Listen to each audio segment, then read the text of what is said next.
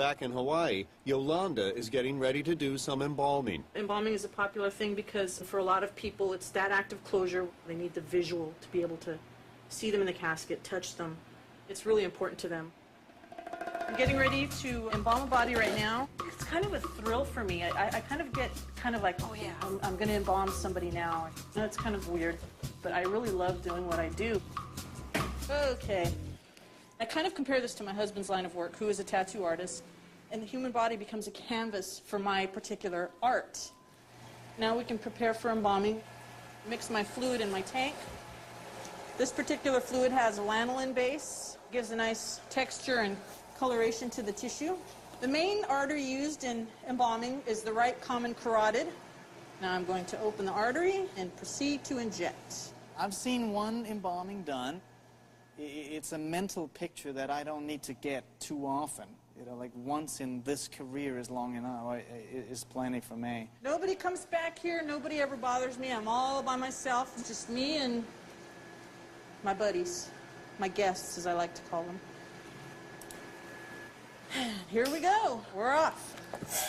The embalming process is done by formaldehyde being pushed through the arteries, through all of the vasculature. As everything is pushed in, the blood is pushed out. Pretty soon you'll see a change in coloration. The fingers will begin to turn a pinkish color. People are afraid of death, so any care of the dead is frightening to them. I try to demystify it for them because too many people are death phobic. And they shouldn't be. There's no reason to be. It's not the dead that, can hurt you, it's the living. The hands are nice and pink now. The tissue will also take on a different texture. It's a little firmer. One of the skills of embalming is to find the fine line between embalming for preservation and embalming for appearance. She takes pride in making a deceased person look almost like they're alive and just sleeping. Getting a little bit of color change in the feet. Hey, it doesn't look half bad.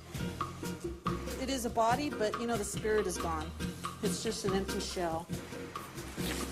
And that is that. I definitely believe that there are spirits. I know a lot of embalmers have experienced spiritual presence. I myself never have. Right here. Much to my disappointment. Affordable casket, Moana Mortuary. Bonnie is our receptionist here. Bonnie can see spirits. She can feel them. She can talk to them. She can communicate with them somehow.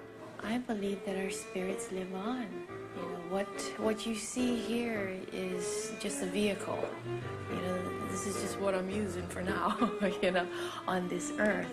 She tells me that occasionally she just tells them to go away or to go do whatever they need to do. I'm not sure how much the rest of the people I work with feel it, but I feel it quite a bit. If I were to see one, I'd have a lot of questions. There's a lot of things I would want to know. We take her seriously. She has felt and seen things, and I'm kind of in envy of her in a way.